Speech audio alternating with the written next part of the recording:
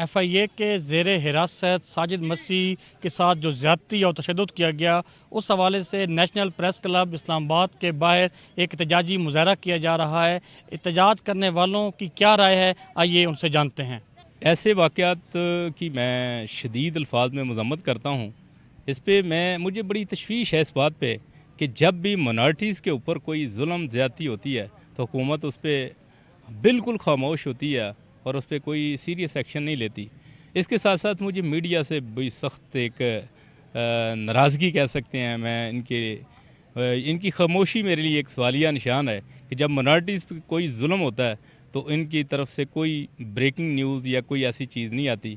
हत्ता कि मैं देखता हूँ टीवी पे कि रंगपुर चौक में कोई एक्सीडेंट से मर जाता है तो उसकी ब्रेकिंग न्यूज़ होती है, और क्रिश्चियनों की बस्तियाँ जल जाती हैं तो उसकी आज तक ब्रेकिंग न्यूज़ मैंने नहीं देखी। ये जोसेफ कॉलोनी में भी हुआ। ये जब तक सोशल मीडिया पे आता है तो उसके बाद ये एक्शन लेते हैं। मुझे इसके लिए बड़ा अफसोस है। मीडिया एक हमारा चौथा सतून है मुल्क का, तो इसको अच्छा किरदार अदा करना चाहिए। ये भी हमारे साथ डिस्क्रिमिनेशन करते हैं, इसके लिए मुझे अफसोस है। और जैसा वाक़या लाहौर में हुआ है, ये वबा जो लबैक ने फैलाई है ये फैसलाबाद तक चली गई है, इससे आगे चली जाएगी, ये पूरे मुल्क को लपेट में ले रही है।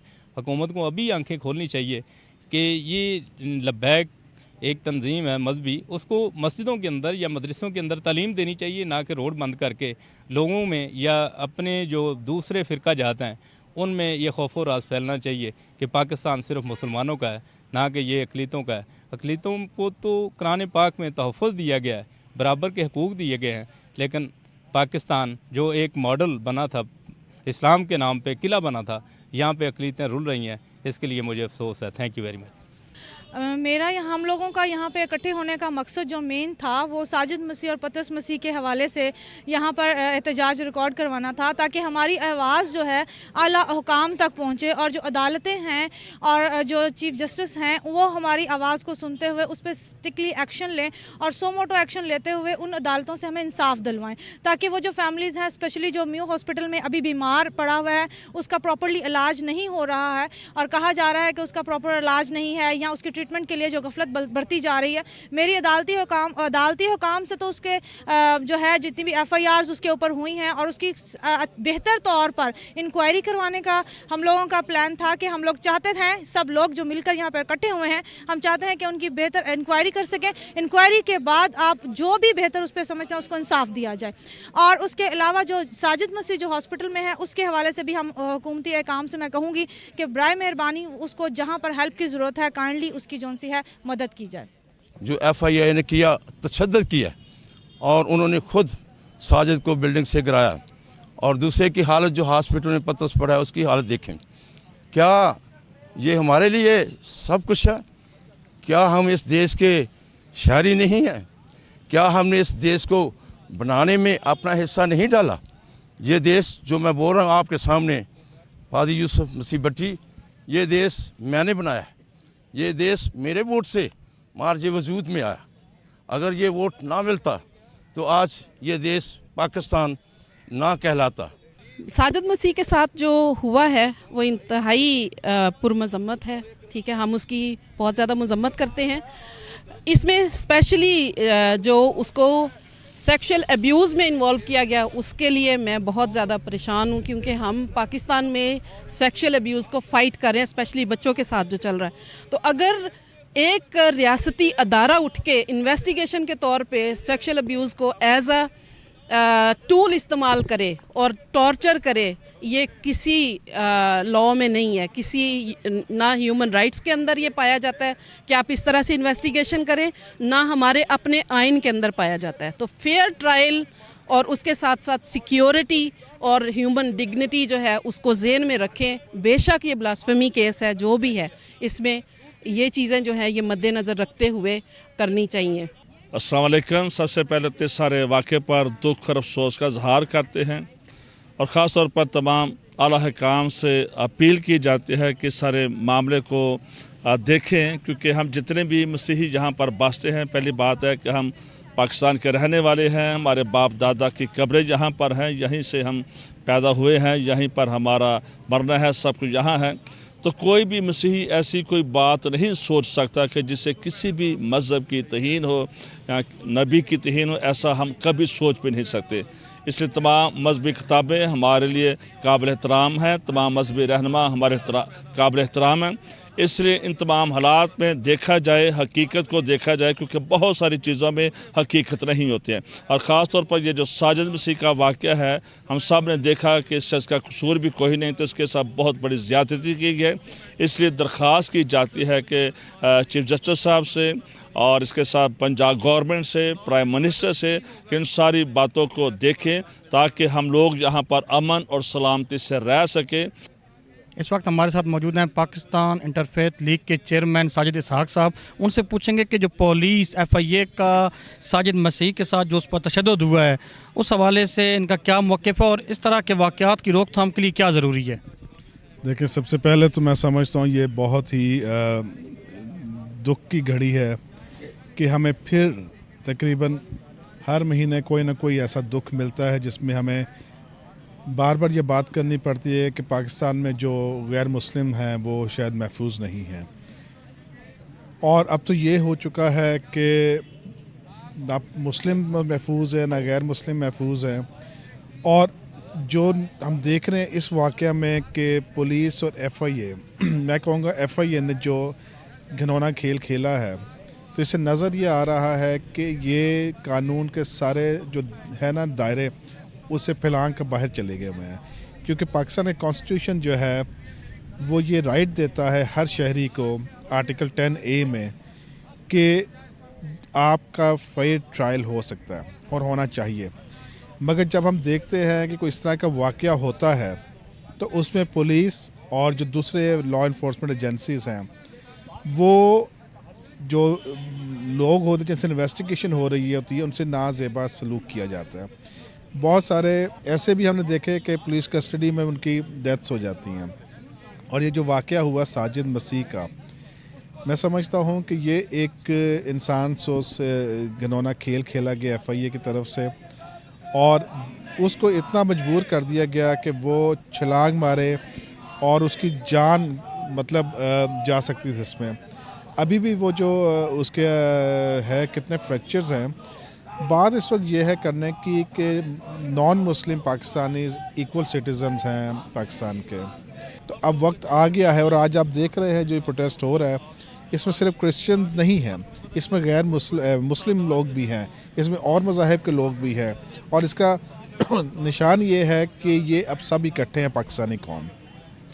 क्योंकि बहुत 70 सालों में हमने देखा कि नॉन मुस्लिम्स पर बहुत जुल्म उठाए गए, और जब हम इंसाफ लेने जाते हैं इंसाफ नहीं मिलता। तो मैं इसमें हुकूमत को भी कसूरवार ठहराऊँगा, क्योंकि ये हुकूमतें होती हैं जिन्होंने रूल ऑफ लॉ लाना होता है, ये हुकूमतें होती है जिन्होंने अपनी आवाम को तहफ़्फ़ुज़ देना होता है। अब हुआ यह है कि जो अदारे जिन्हें तहफ़्फ़ुज़ देना है वही अदम तहफ़्फ़ुज़ की जगह बन चुके हैं। अब लोगों के अंदर खौफ है। आज मैं समझता हूँ कि इनका इकट्ठा होना यहाँ पे इसकी इलामत है कि पाकिस्तानी कौम चाहती है कि अब कानून की बालादस्ती हो। सर, नवाज़ लीग की जब भी हुकूमत आती है, आपने भी पहले जैसे कि बात की है खिताब करते हुए कि कोई ऐसे जैसे मिनॉरिटीज़ के साथ वो रवैया इख्तियार किया जाता है जैसे कि कोई गैर मुल्की या ख़ासकर इंडियन एजेंडा हो, तो क्या ऐसा है? यह देखिए, ये नवाज़ गवर्नमेंट तो बादशाहत है, वो बात आपकी बजा है। जब कभी इनकी हुकूमत आई है तो नॉन मुस्लिम्स पर बहुत सारे मज़ालिम ढाए गए हैं।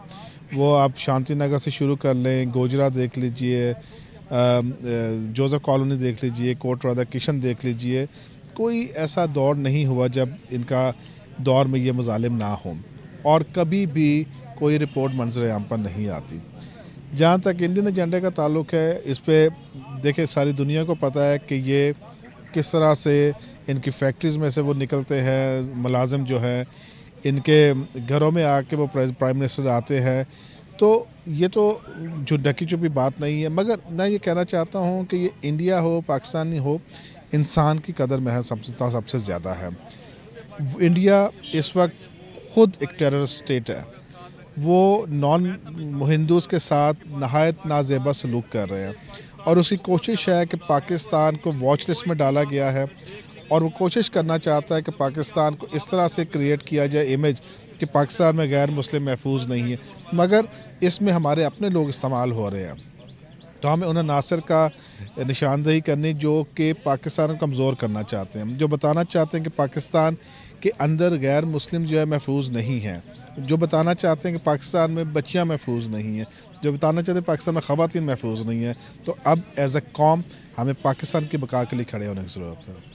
सर, इलेक्शन का साल है, तब्दीली का साल कहा जा रहा है, तो क्या जो नई आने वाली पार्लियामेंट है हम उससे क्या, जैसे मसीह बिरादरी है, मुस्लिम कम्युनिटी है या हिंदू या सिख बिरादरी हैं, इन सब मिल के क्या ऐसी कोई ऐसी कानून साजी नहीं की जा सकती कि सब शहरी जो हैं बराबर के हकूक़ के जो हकदार हो जाएं और इनके दरमियान गैप ख़त्म हो जाए?